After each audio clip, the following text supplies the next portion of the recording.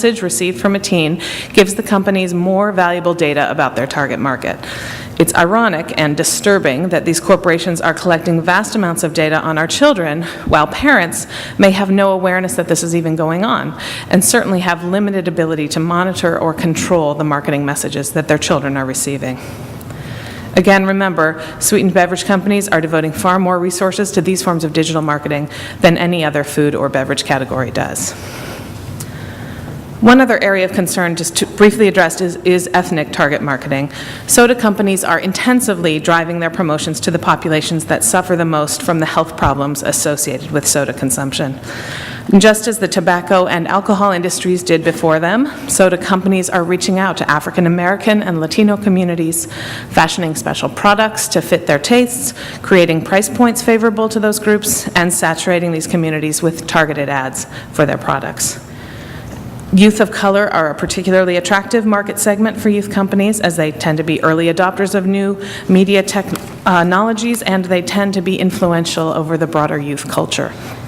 Just a couple quick examples of ethnic target marketing by the soda companies. In 2007, Coca-Cola unveiled the Sprite Yard program for mobile phones. It's aimed at its mostly African-American youth target audience, again, all cell phone based.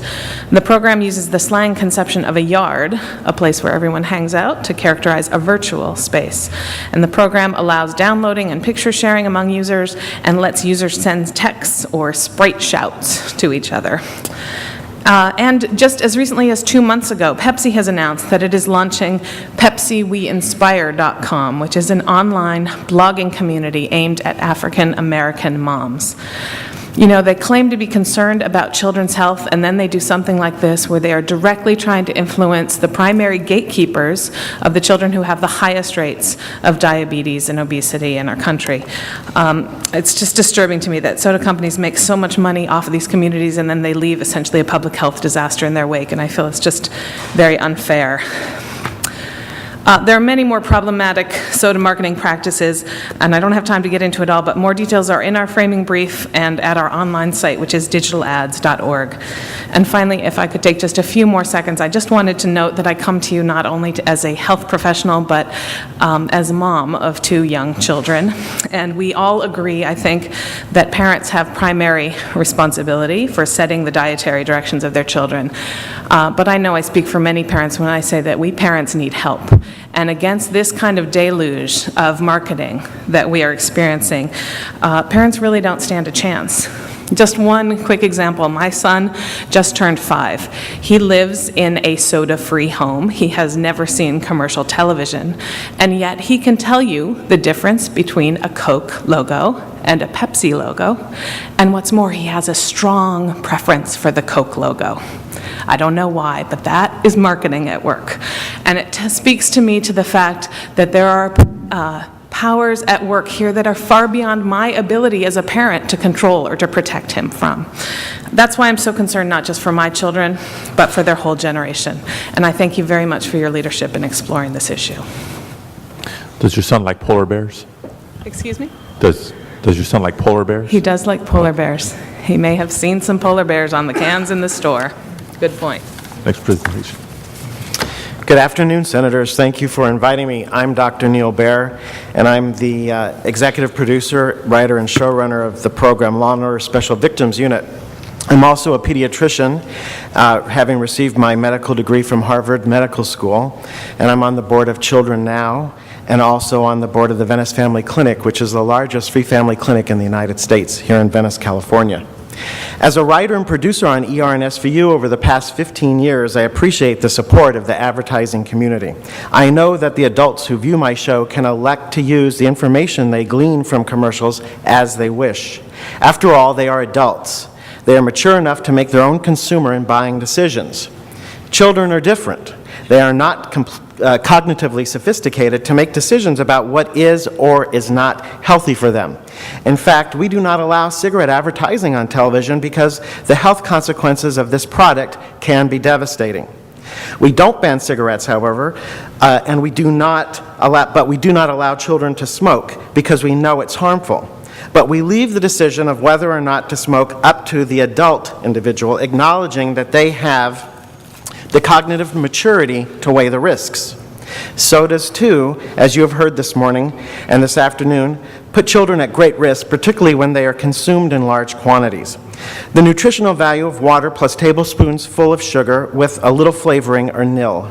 Certainly, as a once-in-a-while treat, they may cause no harm, but as part of a child's daily diet, they add nothing but empty calories. Children like soda because it tastes good, and they see ads for sodas that show it as fun, vitalizing, sexy, as you'll see in the following commercials. We're going to show you 4 commercials that target different groups: a child, Latina population, and teenagers.